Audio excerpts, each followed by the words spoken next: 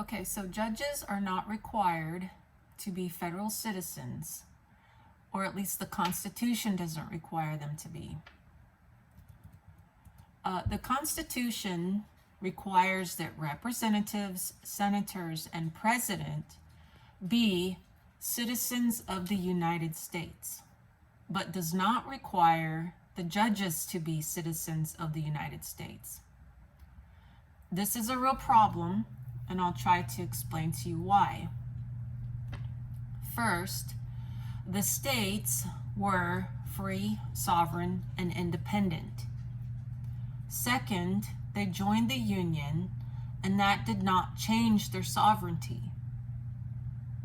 Third, they only agreed to give up some lands within their independent territory for the building of forts for defense.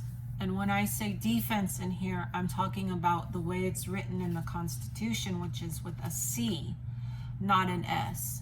And C, defense with a C, means to fortify, which is in the laws of nation. And the law of nation writes it as defense with a C and forts, or to fortify. Defense with an S, which is the way our government writes it now, is it means vengeance, and that's a Latin word. Fourth, when a person in the independent state wanted to become an officer or employee of the federal government, they went to a court of record and applied for federal citizenship. Fifth, federal citizens are also called citizens of the United States. And citizens of the United States are also called United States citizens, United States persons, United States entities, and other phrases. Those phrases aren't in the Constitution. The one in the Constitution is citizen of the United States. In some of the other laws or executive orders, they use all these other phrases, but then they refer you back to the Constitution's citizen of the United States. Sixth, citizen, the word citizen means member. Seventh, members of the federal government lived and worked on federal lands. Eighth, the laws call those who are in the military, officers, citizens of the United States, and those who are civilians or work as civil servants or are in civil offices are American citizens. Ninth, American citizens are not also called of the United States, citizens of the United States. So American citizen is different from citizen of the United States, and I'll clarify that in a few minutes. 10th, citizens of the United States are military. American citizens are civilians. 11th, American citizens are civilians. The word civilian means not in the military. 10th, most people are civilians, not citizens, in the sense of being a member of the federal government created to protect liberty. In other words, a government for defense with a C. 13th, the civil servants and citizens of the United States lived and worked on federal lands. So that's the officers and the civilians who worked for the federal government.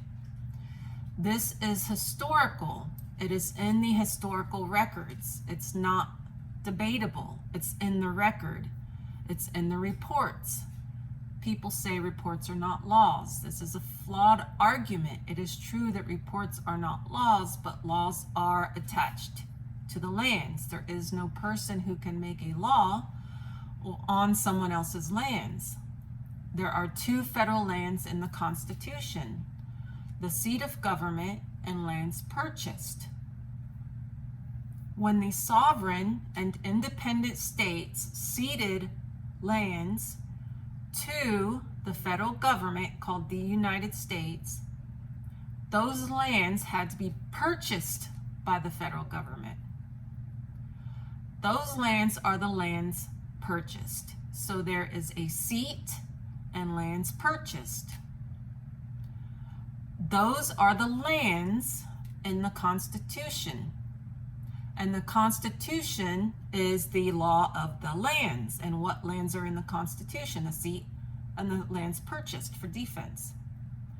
Therefore, the Constitution is the law of the federal lands, which are the seat of government and lands purchased. Article 1, Section 8, Clause 17. I'll get to more on that in a minute. This has many repercussions in society and leads us down a path that the federal government does not want people to realize. I'm not going to address all those issues in this video. There's too many, it's too expansive. I'll address those in another video at a later time. 14th, the judges of the Supreme Court are not on the federal lands. They are not required to be citizens of the United States. Okay, citizen of the United States. They're not required in the Constitution. United States citizens, United States persons, or United States entities according to the Constitution. The judges aren't required to be any of those. They are only required to have good behavior. 15th, why might the judges not be required to be federal citizens? So why would we not want the judges to be federal citizens or citizens of the United States or United States citizens, United States entity, or United States person? Remember, it's sort of like a rabbit trail and they all lead back to citizen of the United States. They all basically mean the same thing on the federal lands. It could be that it is because they are not supposed to be a party to the federal Constitution, or they are in a civil office, meaning they are outside of the military, meaning they are civilians or American citizens. I'll briefly refer to a congressional record, which I have in a previously done video, which is called American Citizens of the United States Does Not Exist. And the congressional record is in that video, so you can go watch that video really quick and you'll get more information on that. I refer to a congressional record which states that in an act, a congressperson wrote that the act applies to white male citizens of the United States. Okay, now I'm not going to get into the white-black thing because even though it's important, it's not important for this video. Where the wording, white male American citizens of the United States, in the act was changed because American citizen of the United States does not exist, and was altered to read citizen of the United States. Citizen of the United States is a requirement only for some certain positions within the federal government because they had to be members. They had to take an oath. You take an oath and you become a member, right? You join the military, you take an oath, you become a member. 16th. Now we look at the comity clause. That is spelled C-O-M-I-T-Y. In the Constitution, this is Article 4, Section 2, Clause 1. Comity means that the laws of other lands, so we have the federal lands, the seat and lands purchased for defense, and then we have everywhere else, which is the non-federal lands. The non-federal lands are, the laws of other lands are recognized. So the federal government has to recognize the laws off the federal lands because sometimes they'll come into conflict. And the judges have to be able to sort out the conflict of the laws, which is comity. So comity means that the laws of other lands are recognized. So the local laws are recognized by the federal government, as well as the state laws, the town laws, the municipal laws. They're all recognized by the federal government. So you have on federal lands, and then you have off federal lands. And on federal lands or off federal lands, you recognize the laws of the other land. Okay? So the laws of other lands, not federal lands, are recognized. So the local laws are recognized by the federal government. And the local people recognize the federal laws. They recognize them back. When two laws conflict, this is called conflict of laws. It's addressed by comity, which is the recognition of the other laws. And the judges must consider the laws of the other lands. So you can think about it as one state recognizing the laws of another state, like your right to carry, okay? Your right to drive on the highways, even though you don't have a driver's license for that state, you can go through the state, okay? But it's more than that, because back in the old days, once people became a federal citizen and they moved onto the federal lands, some of them would commit crimes on the federal lands. And the federal government wanted them to come back and stand trial for those crimes that they committed on the federal lands. And they wanted the state, the sovereign area, to recognize the federal laws, so that when someone on federal lands ran off federal lands, the federal government could request the state to go get them and bring them back. Okay, so the federal government had a right to summons federal citizens that went off the federal lands, to send a summons to the sheriff of the state, so that the sheriff could get them and bring them back to the federal lands, because some people were committing crimes like stealing money. So the Congress would issue money to an accountant, and the accountant would sometimes take that money and run off the federal lands, and the federal government wanted their money back. So they had to ask the state to go and find the guy and bring him back, because the federal government had no power off the federal lands. Less government, more fun. So the federal government had no power off the federal lands. They couldn't just come off the federal lands and get somebody and drag them back and make them stand for their crime. They had to ask the sheriff in the state to get them and bring them back, okay? So this was the state or the local sheriff recognizing the laws of the federal government. And they would get the guy, back then it was men, get the guy and bring him back to the military and give him over to the military, because they were military posts. That's what the federal government's in charge of, the seat and the lands purchased for defense, okay? This is all historical stuff. It's all written down in the congressional records and the laws and stuff. The problem is people don't read the laws. They just are told what the laws say, and then they just base their reality off what they're told instead of going and reading them and understanding them. So recall I told you there are two types of federal lands. Really, there's only one type of federal lands, and it's the lands that the federal government has jurisdiction over.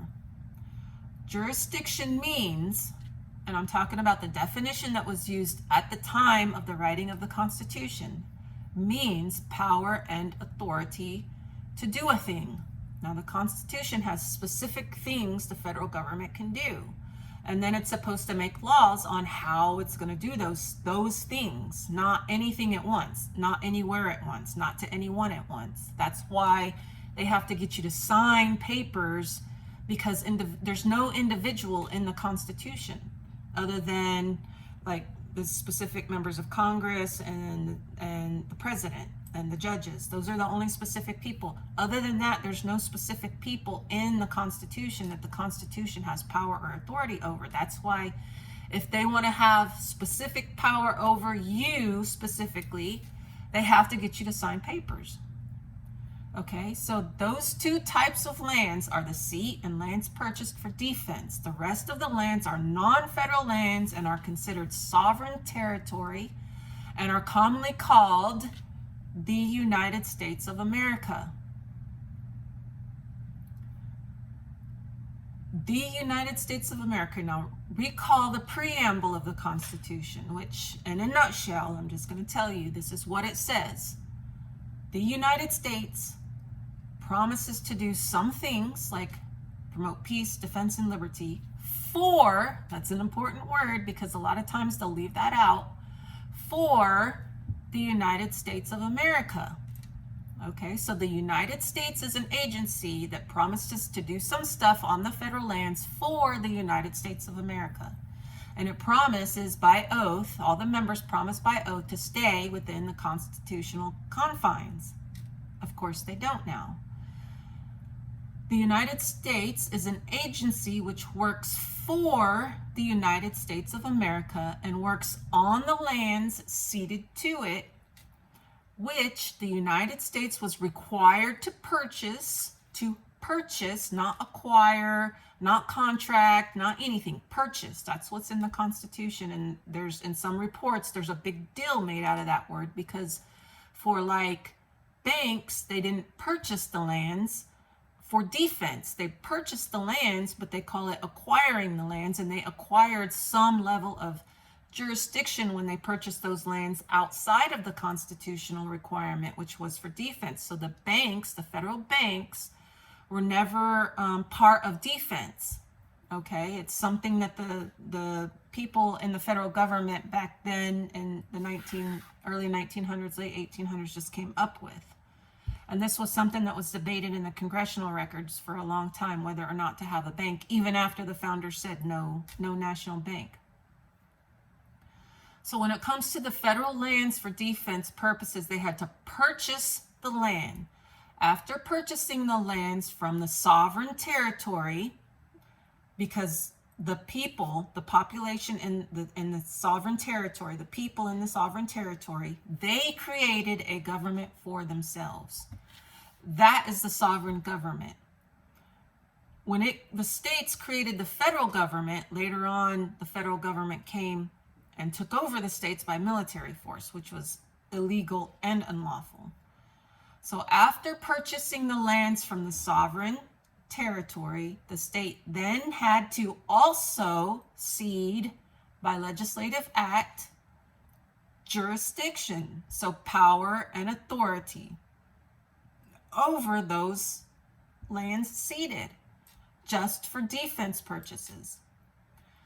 So when we go back to Article 1, Section 8, Clause 17, which states that the federal government has one jurisdiction, which is exclusive, and it has that exclusive, meaning the state has no right over it because the state ceded the land and it ceded the power over the land. So the federal government now has the land.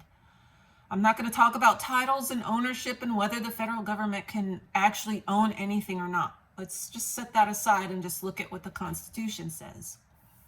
The jurisdiction over the federal lands when the government purchases it is exclusive.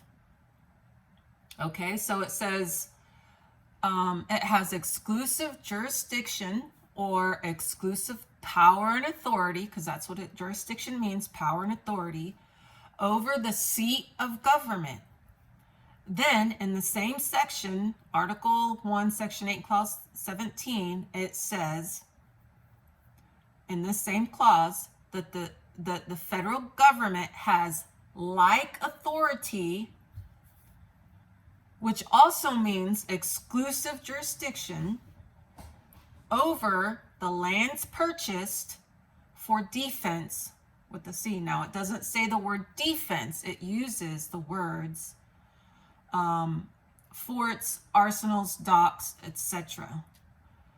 to defense as the law of nations, which the founders were very well aware of, and Thomas Jefferson was always in France, and the Law of Nations, there's a edition out by Emmerich de Vattel, who was a French person. He used the word defense with the C, And he called areas for defense with the sea forts, okay, to fortify the country, because you can't be a nation and have lands and protect those lands without a military force, without a defense, a system of defending the land. Okay, that's how you protect liberty. You make a military to defend the lands from enemies. We are not the enemies. We are civilians, private citizens, sovereigns, Americans. We are not citizens of the United States unless, of course, you're in the military or you work at the seat of government. Okay, so I shorten forts, arsenals, docks, etc. to defense, as the law of nations uses forts and defense interchangeably, which means the same thing. Forts and defense means the same thing. Defense spelled with an S means vengeance, and I point to you that the Constitution spells defense with a C and not an S. However, the federal government has changed that word to be spelled with an S, so in effect making it vengeance, and it is vengeful against the sovereign states, especially since Lincoln took over the states during the Civil War using military force. So you originally, according to the Constitution, had federal lands, which were non-sovereign lands, and sovereign lands, which were not federal lands. Okay, so you had non-sovereign lands are the federal lands, and the sovereign lands are the non-federal lands. Okay? Stated differently, you had sovereign lands, which are the United States of America, and has civilians, which are non-military people who are American citizens, according to Patrick Henry in the, I think it was the Virginia debates. Then you have non-sovereign lands, which are the federal lands. Those lands are the seat, the lands purchased for forts, and the people on those lands are mainly, or were mainly, military officers and are called citizens of the United States. So then now we have judges. The judges, therefore, are not on the federal lands, not citizens of the United States, not military, and are therefore members of the sovereign territory called American citizens, not on federal lands. And this makes sense if you consider that they must issue opinions always in favor of the sovereign, always in favor of liberty, always in favor of the free people, because they are the arbiters of the Constitution, which must keep the sovereign people free. When you have a member of the federal government being the arbiter of and for the federal government, you simply have a federal government issuing opinions in favor of itself, which essentially is a judge sitting in his own cause, which goes against the maxim of laws. I don't see my book around here. Maxim of laws are truths that have lasted for hundreds and sometimes thousands of years, and it makes sense. A judge cannot sit in his own cause because he'll always see it, his opinion in his own favor. Okay, so when you have a member of the federal government being the arbiter of the federal government, you simply have the federal government issuing opinions in favor of itself. Therefore, it makes sense to have a comity clause, C-O-M-I-T-Y, clause in the Constitution, and it is after Article 3, which is the power of judges. Article 3 is the judges' power of the Supreme Court, that they would always side in favor of freedom, liberty, the sovereign, because the judge, not being a federal citizen or a citizen of the United States, would be in favor not of enlarging federal power, but of sovereign power and freedom. So in conclusion, we have judges who are members of the federal government currently, always siding in favor of bigger government, where the Constitution does not require them to be members of the federal government. Therefore, they must be members of the sovereign. And if they were members of the sovereign or not of the federal government, they would always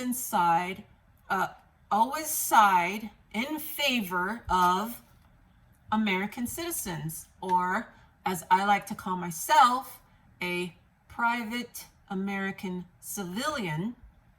And the judges should always side in favor of liberty and freedom.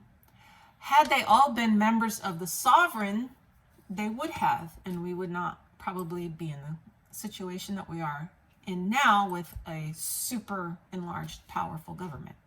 Okay, so I hope I made myself clear. I know it's difficult to understand things when they are vastly different from what has been believed for about 170 years, or since the Civil War. All our lives, all our parents' lives and grandparents' lives. Trying to change ideas, thoughts, and beliefs is very difficult sometimes, but if you think about what I've said, I believe you'll find that aside from words and phrases, it makes sense to have judges of the federal government, or judges being arbiters of the federal government, that are not members of the federal government, in order to always keep the federal government limited, just as many of the founders have stated. So thank you for listening today. Please like, share, and subscribe, and especially share, because we need people to understand the Constitution better so that we can educate and hopefully sooner than later, get our freedom back.